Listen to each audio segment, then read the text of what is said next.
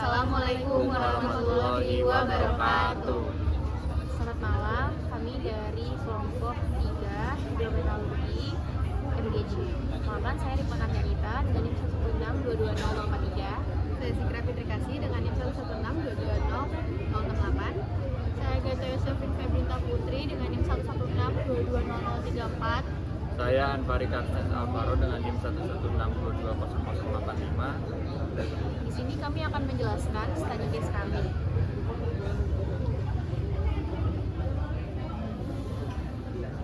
Yang pertama, diketahui bahwa terdapat suatu pabrik pengolahan emas di Sumatera Utara dengan kapasitas pabrik sebesar 2 ton AU per tahun. Lalu kandungan AU-nya itu 5 gram per ton dan kandungan AG-nya 60 gram per ton.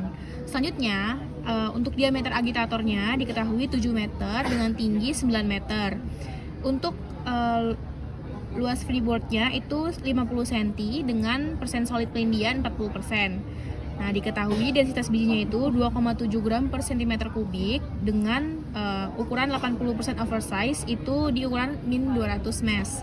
Lalu didapatkan hasil uji lab di mana persen ekstraksi AU itu sebesar 92% dan persen ekstraksi AG atau perak itu sekitar 85%. Dengan kapasitas produksinya itu sebesar 48 jam. Selanjutnya ada pertanyaan pertama, yaitu kita untuk menghitung jumlah air yang dibutuhkan per batch proses cyanidasi. Jadi yang pertama kita harus menghitung dulu ada berapa massa biji yang diperlukan. Jadi untuk mencari massa biji kita bisa membagi kapasitas produksi dibagi dengan kandungan emas. Tadi kapasitas produksi ada 2 ton per tahun, kita ubah menjadi gram, jadi 2 juta gram per tahun dibagi sama 5 gram per ton, menghasilkan 400.000 ton per tahun. Terus untuk selanjutnya mencari jumlah batch per tahun, di mana waktu selama 1 tahun dibagi sama waktu produksi, di mana 365 hari dikali 24 jam dibagi 48 jam menghasilkan 182,5 batch per tahun. Selanjutnya mencari massa biji per batch, di mana massa biji tadi yang sudah kita temukan lalu dibagi sama jumlah batch per tahun, 400.000 ton per tahun dibagi sama 182,5 batch per tahun didapatkan 2191,78 ton per batchnya. Selanjutnya mencari massa total larutan, di mana massa biji per batch dibagi sama persen solid yang sudah diketahui yaitu 40%, menghasilkan 5.479,49 ton per batch, sehingga massa air didapat yaitu massa total larutan dikurang massa biji, didapatkan hasilnya 3.287,71 ton airnya.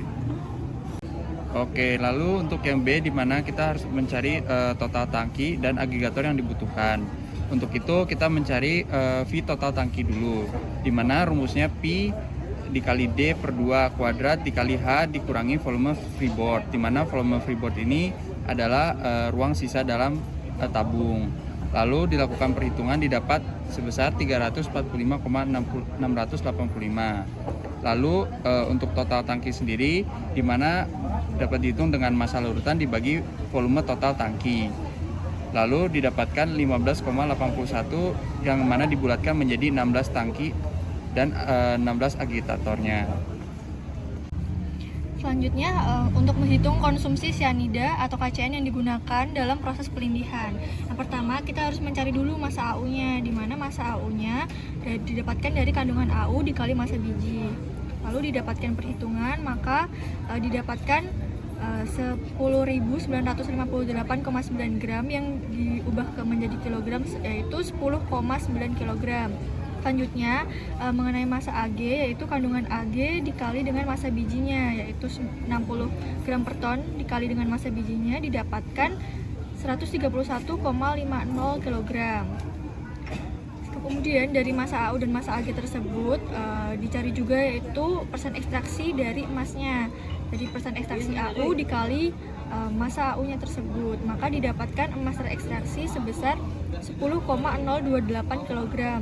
Dan perak terekstraksinya menggunakan rumus yang sama, yaitu persen ekstraksi AG dikali massa AG didapatkan 111,77 kg.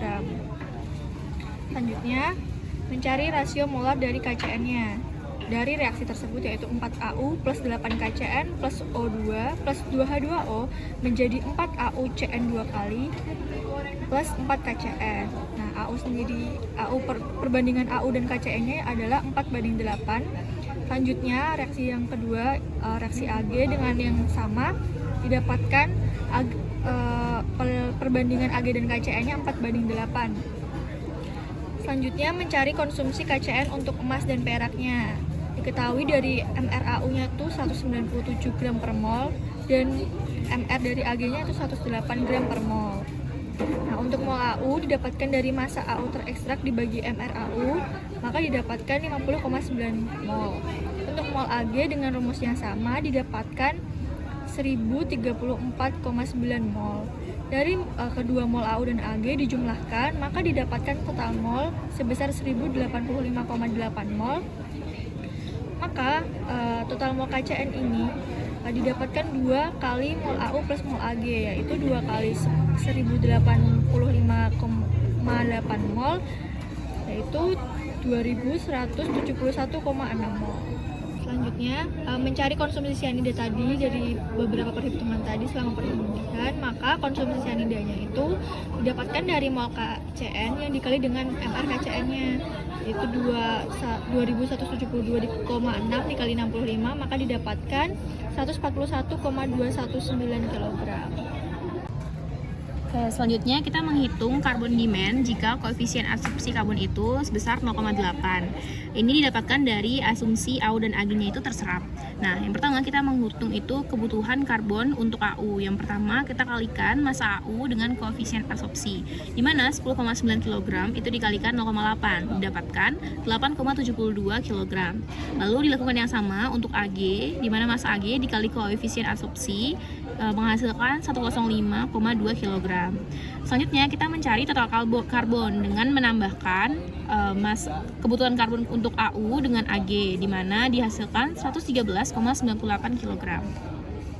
Oke, selanjutnya kita mencari jumlah teoritis Zn jika tingkat kemungkinannya 84%. Yang pertama kita mencari mol Zn dari reaksi yang ada. Jadi mol AU ditambah AG dibagi 2. Mol yang sudah kita dapatkan dari perhitungan sebelumnya menghasilkan 542,9 mol.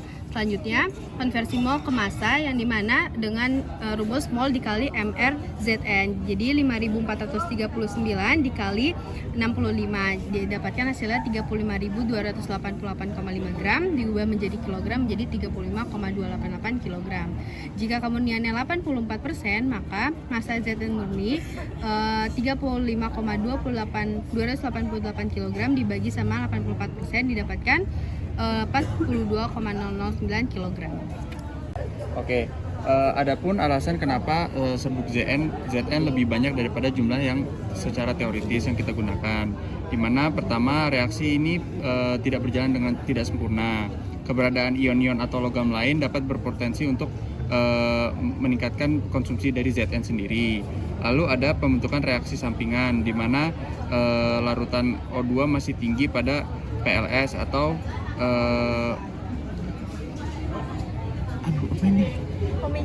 atau memicu pembentukan ZnOH yang membentuk lapisan pasifasi sehingga Zn tidak dapat mengikat Cn dan mengendapkan AU. Lalu yang ketiga ada kelarutan Zn dalam larutan di mana Zn tidak terlarut dengan sempurna dan bereaksi dengan baik sehingga Zn tidak cukup untuk persen pengendapan emas sehingga perlu diberi penambahan Zn. Yang keempat ada efisiensi pencampuran pada reaksi realitanya pencampuran antara Zn dan larutan tidak selalu sempurna sehingga untuk memastikan dan menghindari kekurangannya Zn maka ditambah Zn untuk mengendapkan emas agar dapat berjalan dengan optimal selama proses pengendapan. Sekian presentasi dari kelompok kami, kurang lebihnya mohon maaf. Wassalamualaikum warahmatullahi wabarakatuh.